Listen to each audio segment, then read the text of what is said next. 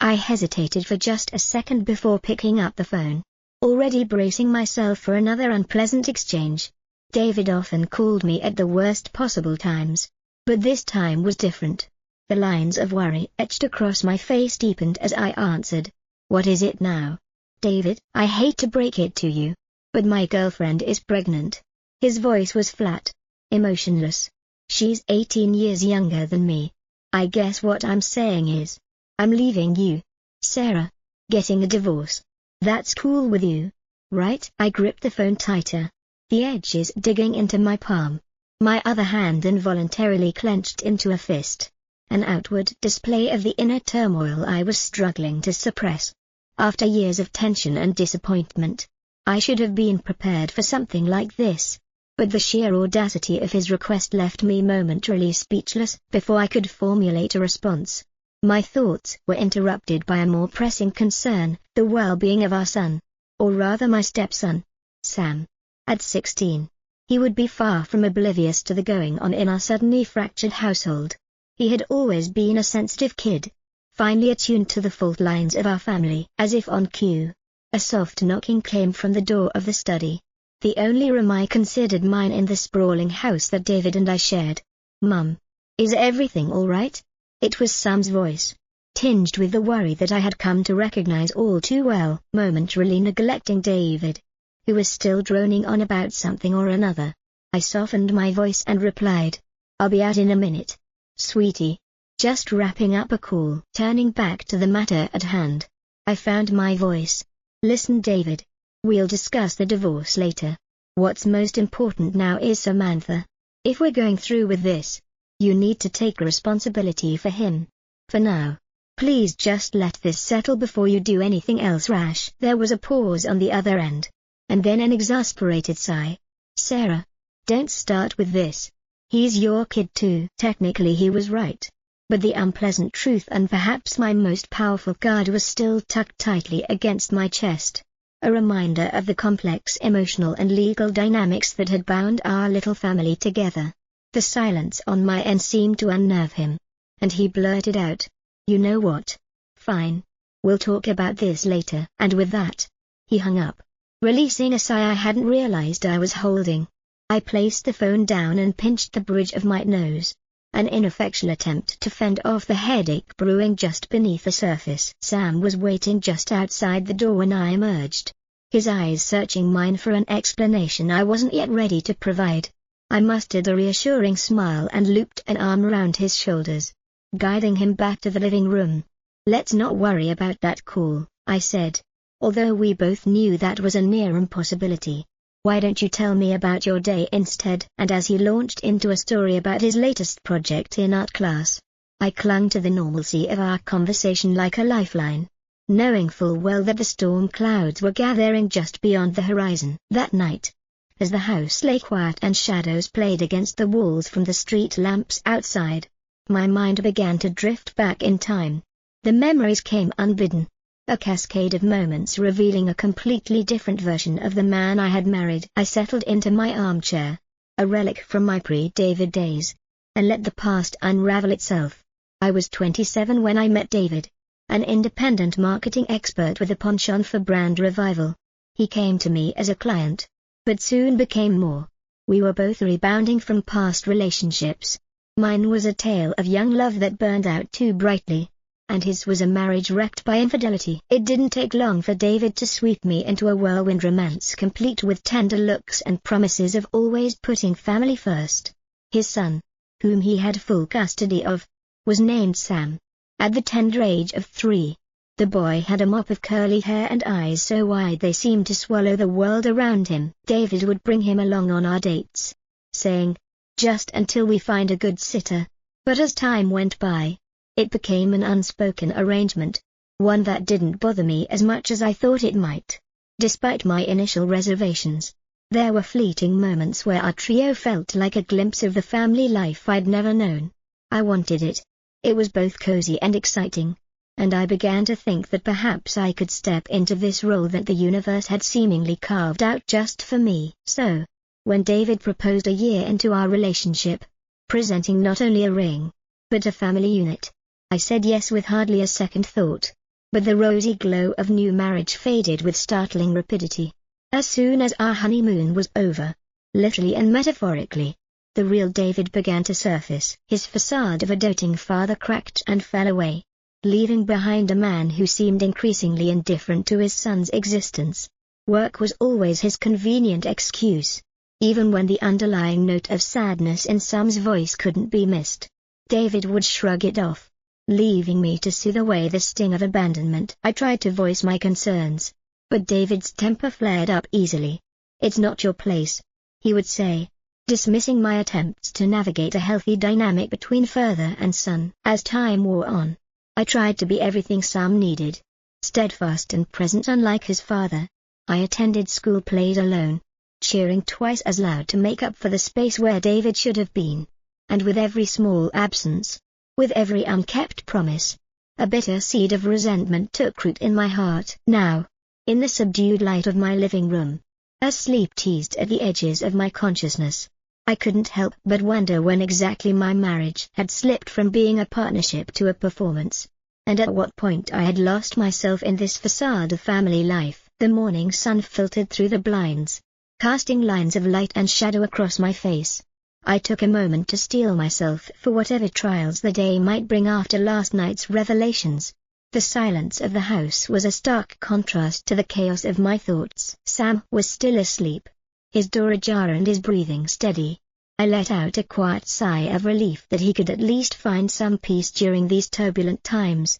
The urges to protect him from the incoming storm was visceral, but I could not hide forever behind a facade of calm domesticity. Hesitantly, I revisited the idea of returning to work, part-time at least. It wasn't just about the money.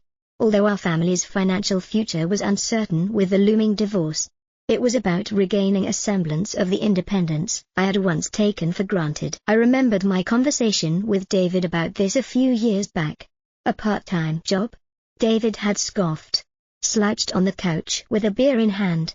"What's that for? Some pocket money for shopping?" His laughter still echoed in my mind, a bitter reminder of his condescension. "It's for Sam," I had shot back, my voice firm. "He's growing up, and there are expenses, school supplies, extracurricular activities, and I want to help." David's only response had been a shrug before he dimmed the room with the TV's glow. But the next morning, when his head was clearer, he had grudgingly agreed, tossing the declaration at me like it was a breadcrumb. And so I slipped back into a familiar role in the marketing world, but on my own terms. My former boss had welcomed me back with open arms, aware of the tumultuous tide I was navigating at home. The balancing act was taxing, juggling domestic duties with the demands of work, but it provided a lifeline, a reminder that I was more than just someone's cast-off wife. It felt invigorating to reclaim a piece of my identity. That liberation was cut short one evening when my work commitment saw me arriving home later than usual, to find David pacing in the foyer, a snarl twisting his lips. "Where have you been?" he demanded. "I was at my part-time job," I replied, weary and not in the mood for another confrontation. "Meeting some man, right?" He seized my arm, his fingers biting into my skin. "Is that it, Sarah? Tell me." The absurd accusation struck me like a slap. David's distrust was a grotesque mirror that reflected his infidelities, not mine.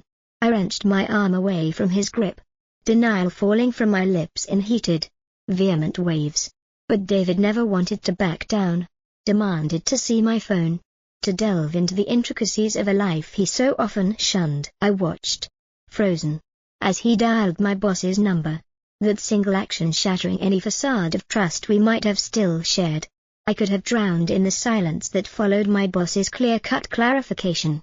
David's lame attempt at an excuse was nothing more than a shrug and a suggestion that I should have been more careful, if only to save him the embarrassment. Since then, my days were colored with a rising dread of future altercations, a dread that had seeped steadily into my heart, setting up precedents alongside the growing hollow of my love for David. Now, as I sat upright in my armchair, a cup of cold coffee abandoned on the table before me, the inevitability of our situation settled heavily upon my shoulders.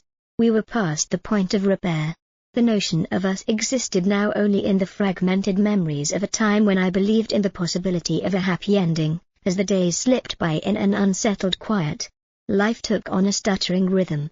I tried to protect Sam from the growing tensions while I navigated the minefield that my marriage had become. I felt a cold knot at the pit of my stomach every time I caught sight of David's car parked outside.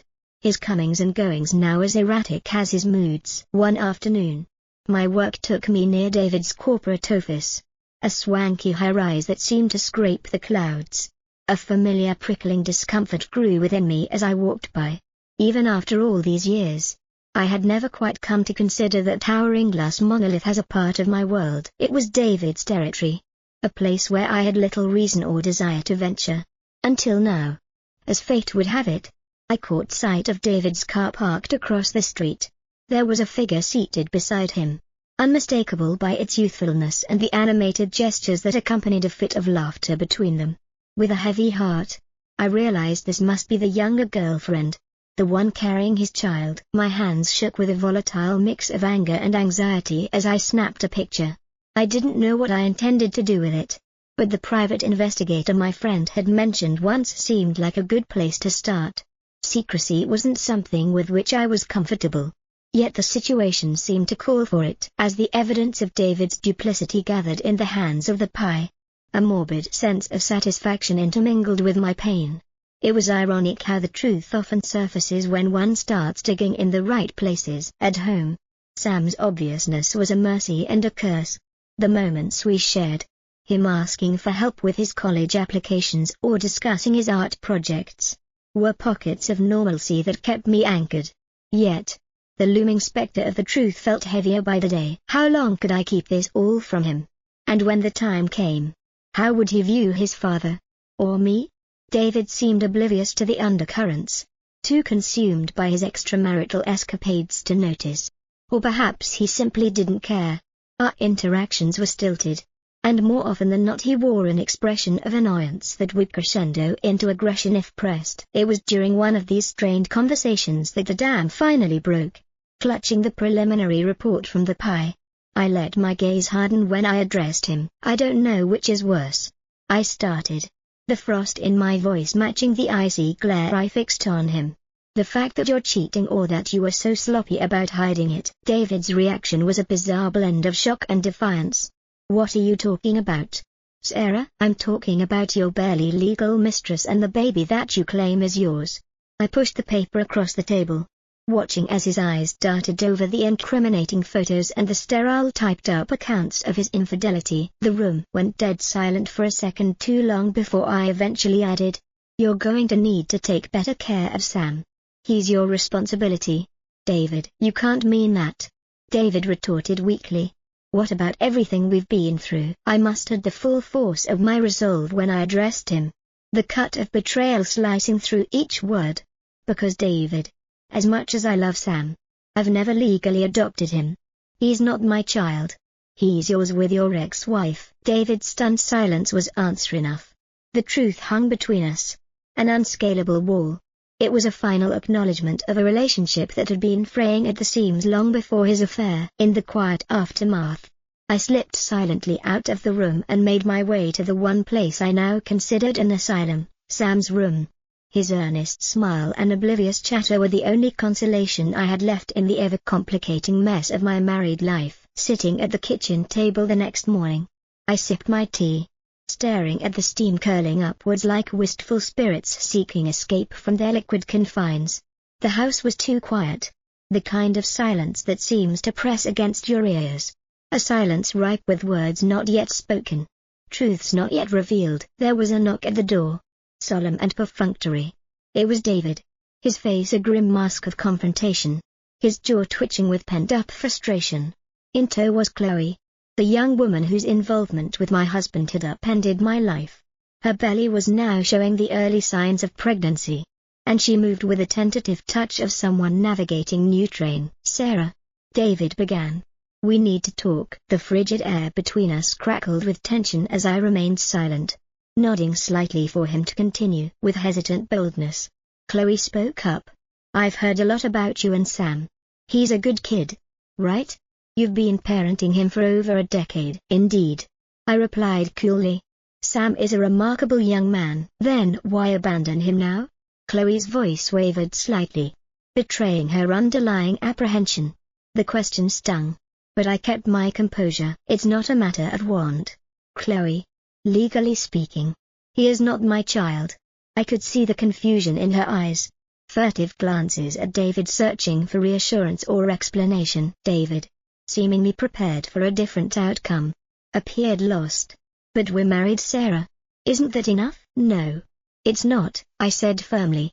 To make a stepchild one's own, one must legally adopt them. I never did. Adoption? Chloe frowned, the concept foreign to her. Exactly, I continued. Without that, I have no claim over Sam. No obligations or rights. David's face paled. What does this mean for us then? It means you're fully responsible for Sam's upbringing. I am not abandoning him, but I cannot in good legal conscience take him with me. Your actions have consequences, David. There was a pause as the weight of my words settled over us like a shroud. Look, this is a mess, I concluded, standing up. I'm willing to discuss a fair divorce settlement, but Sam's care is not negotiable. He's your son. The conversation ended with David's defeated surrender. Chloe's protests were cut short by a simple yet stern look. They left in a huff, the door closing behind them with a decisive click, the sound echoing the closing chapter of our marriage. It was only after their car was out of sight that I allowed myself a single solitary tear. My grief was not for the loss of David, already a ghost in my heart, but for the upheaval that Sam's life was about to undergo. I vowed then and there to protect him as much as I could, no matter the legal ties that bound or separated us. Days passed in a haze of legal consultations and muted emotions. I navigated through them with the determination of someone who knows there's no turning back. Every ring of the phone, every knock on the door, I was braced for another battle, another bitter exchange. In a strange turn of the tide, David's inevitable retaliation came not in the form of tantrums or threats, but with him dragging Chloe into the sanctity of our home. The tension was thick, a tangible entity, as they stood there, a united but unstable front. Sarah, David began, urgency bordering on desperation clouding his voice. You can't just back out and let everything fall apart because our situation changed. I could only nod, urging him to continue while mentally preparing my counter-argument. I was not going to be swayed by emotional pleas or twisted logic. Chloe, her arms protectively cradling her unborn future, found her voice amidst the unease. Surely there's a way you can keep Sam. You were his mother for so long. Her words hung in the air, and I felt a pang of sympathy for her, caught in the crossfire of our crumbling marriage. Chloe, I did not abandon Sam. David did when he chose to pursue a relationship outside of our marriage. One cannot just discard responsibilities because it's inconvenient, I replied, my voice even but firm. The legality of my relationship with Sam is clear. No formal adoption, no parental rights. It's always been that way. The confusion in Chloe's eyes mirrored the same dawning realization I saw in David's. It was then I decided to divulge the final nail in that contrived coffin. I retrieved the folder containing the evidence of Chloe's infidelity, the product of the private investigator's thorough work. Her breath hitched audibly as she scanned the photos and accompanying reports. This child, I began, placing an incriminating photo of Chloe with a man not David on the table. It doesn't belong to you, does it, David? Silence consumed the room as David's gaze fixated on the photograph. Slowly twisting from confusion to anger, he rounded on Chloe with glaring accusation. Is this true? His voice was barely above a whisper, but each word was laced with betrayal. Chloe's stammered denial negated by the evidence before her eyes only fueled David's fury. You led me on. David's words were venomous, his expression an amalgam of rage and hurt. Observing the scene unfold with a detached, academic interest, I felt the chains of my marriage finally slacken. Do what you must with each other. Sam and I will adapt, as we always have. I expect you'll do the same, I uttered with finality, excusing myself from the brewing storm as I made my way to the haven of my study. The heated exchanges muffled by the closed door, I focused on the sound of my steady breaths, and the knowledge that Sam and I would face brighter days ahead. It was not the end of our story, merely the beginning of a new chapter. In the wake of the crumbling illusions and the raw truths laid bare, my thoughts turned toward the future with a steely resolve. It was within the confines of my study, among the legal pads scribbled with thoughts and potential strategies, that I formulated my next steps. A decisive course of action was necessary, both for Sam's well-being and for my emancipation from the life I had known. I reached out to my attorney, a meticulous and forthright woman named Miss Carter, who had been a guardian angel of sorts throughout this ordeal. "It's time to discuss the terms of the divorce and the division of property," I told her over a secure line, each word a hammer driving nails into the coffin of my marriage. Miss Carter assured me she would arrange for us to move forward with pragmatic efficiency, and I trusted her implicitly. Preparing for this legal battle was like bracing for a storm. Security measures were a necessity, not a luxury. Within days, a meeting was orchestrated to discuss the partition of our lives into neatly quantifiable assets and liabilities. David's disposition fluctuated between anger and spiteful acquiescence, but through it all I remained firmly anchored to my objectives. As if play-acting the part of the dutiful wife one last time, I served coffee and brought out the ledger of our once shared existence, slipping into the uncomfortable but familiar role of his domestic partner. Trying to eke out my dignity from our divide was akin to navigating a boat through rocky shoals, each potential compromise on material possessions a risk that might capsize an already unstable situation. But Sam's future was the lighthouse guiding me. Everything I did was to ensure he would not be left adrift in the wake of our split. David hesitated, his expression a mask of consternation, as we discussed alimony and the financial stipulations going forward. "How can we possibly unwind everything we've built?" he asked, a note of plea underlying his usual assertiveness. "We can. And we will," I assured him, my tone laced with an undercurrent of fatigue. "It's not just about us anymore." The air grew colder, the silence sterner, as we both signed the papers that would render our shared history into nothing more than a transaction, an exchange of worldly goods and bruised promises. I hesitated only once, my pen hovering over the document, as the finality of it all settled into my bones. Each stroke of my signature was a release, a liberation from the ties that no longer served me or Sam. As David left, his departure was without the dramatic flourish of our past arguments, instead a quiet, anticlimactic exit that allowed the gentle closing of the door to serve as his final goodbye. Retreating to the solace of my solitude, I reflected on what it meant to let go, to relinquish the dreams of what could have been for the reality of what must be. In the quiet aftermath, a newfound sense of pride welled within me. I would steer my destiny with a steady hand, come what may. The jagged edge of reality set in as I sat at my vanity staring into the mirror at the woman I had become. A woman hardened by betrayal but not broken by it. With each brush stroke through my hair, I steeled myself for the confrontation to come. I was tired of the shadow games and half-truths. It was time to drag everything into the light.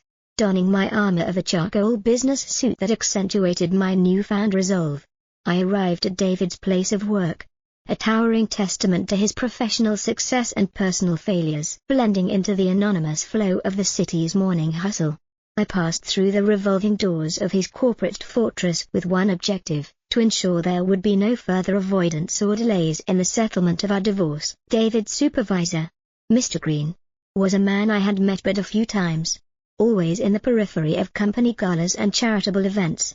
His demeanor carried the gravity of someone who understood the weight of his position, and as I sat in the waiting area of his office, I folded my hands ready to lay out my case. The door to Mr. Green's office opened, and David's figure appeared, confusion marring his otherwise stern features.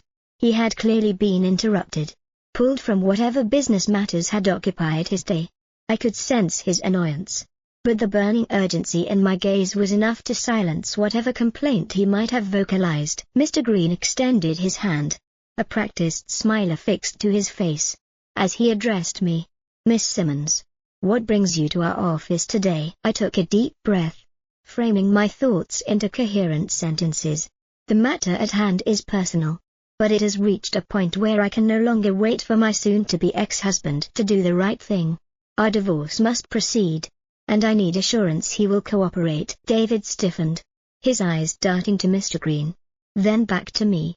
It was clear he had never anticipated our private discord intersecting with his professional life. "Please understand, Mr. Green," I continued. "My visit here is not to scandalize or to seek retribution, but to move forward with transparency and closure." The air between us was charged. The hum of company operations outside Mr. Green's door now a distant murmur. I watched as Mr. Green considered my words, his expression morphing from one of cordiality to concern. "I assure you, Mr. Green," I finished, "that our personal grievances will not impact David's responsibilities here at the company. I am merely seeking resolution so we may both proceed with our lives." David's protests were interwoven with pleas for discretion. But the truth couldn't be simpler. We were beyond the point of secrets and saving face. With a nod, Mr. Green assured me he would encourage David's cooperation. The meeting adjourned with a heavy finality, leaving me to navigate my way back out into the bustle of the city. As I walked, the gravity of my actions began to sink in. I had walked into the lion's den unflinching, laying bare the truth to the powers that would most impact David's decision-making. It wasn't long before news of the scandal made its way through the office grapevine.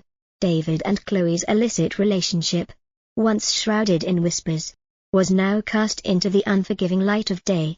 Chloe's position within the company, intertwined as it was with her personal entanglements, became unmanageable. The fallout was swift and irrevocable for both of them. Their reputations tarnished and their professional standing compromised.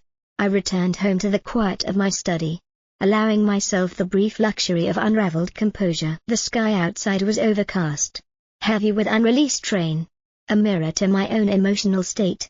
David and Chloe's fate was no longer my concern. I had severed the ties that bound me to their downfall. It was time for me to focus on the path ahead, to embrace whatever came next with eyes wide open and heart slowly mending. Now, with the anticipation of an uncertain future tingling at my fingertips, I prepared myself for the next chapter, one that I would author on my own terms. The following weeks brought a whirlwind of change and unexpectedly hope. I was offered a full-time position at the marketing firm where I had found solace in part-time work, a lifeline that became a vessel for transformation.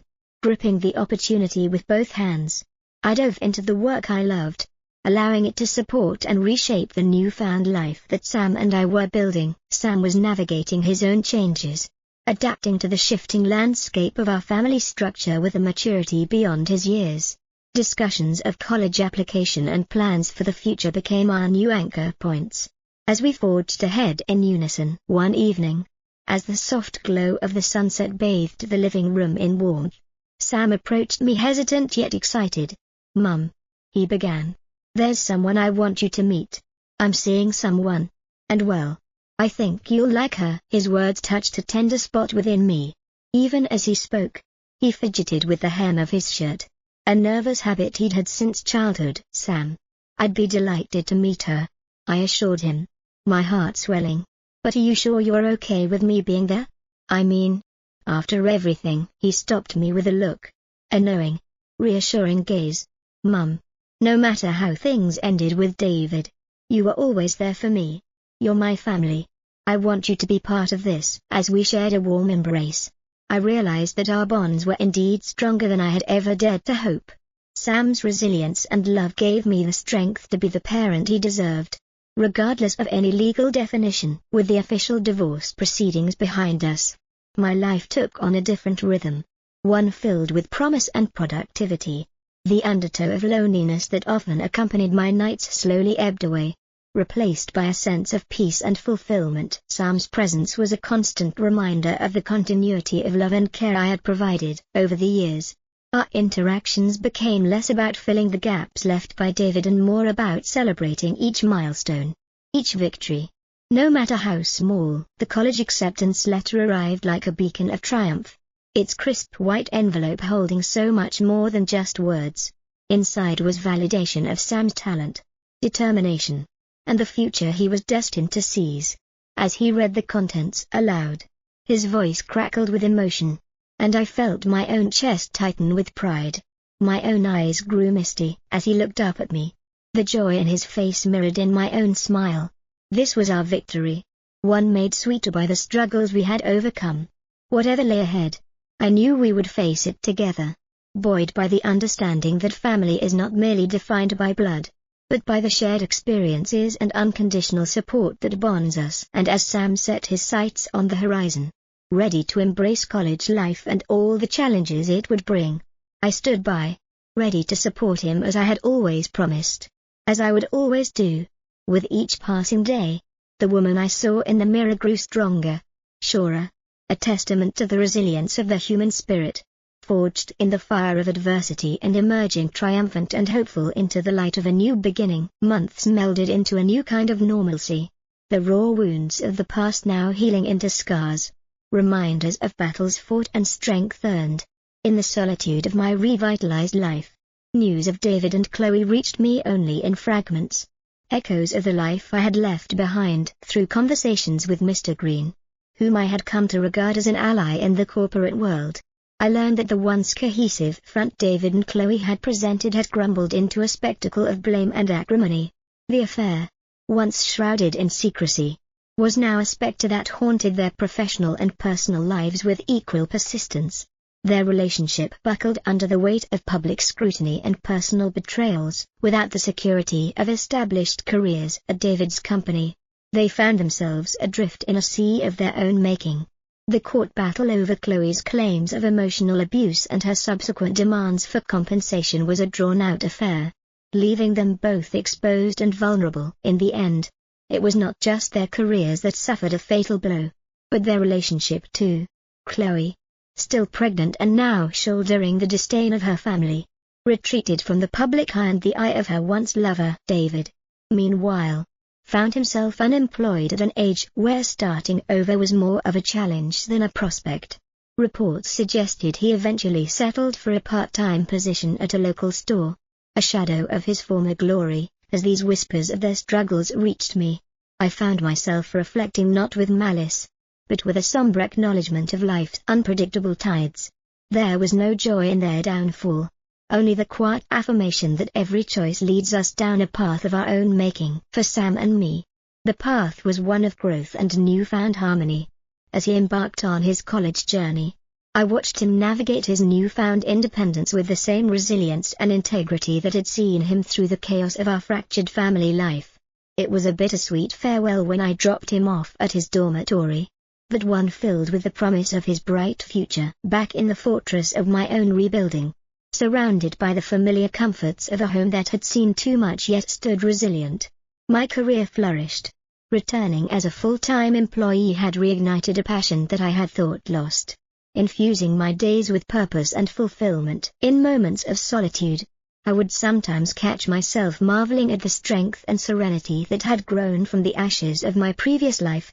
There was a newfound sense of self that permeated every aspect of my existence, a calm confidence that whispered assurances of the possibilities that lay ahead. In the evenings, when the golden glow of sunset bathed my garden in its warm embrace, I would think of Sam's parting words, that regardless of our lack of legal tie, I had always been, and would always remain, his true parent in every sense that truly mattered. It was in these quiet moments that I knew the love and bonds we shared transcended all else.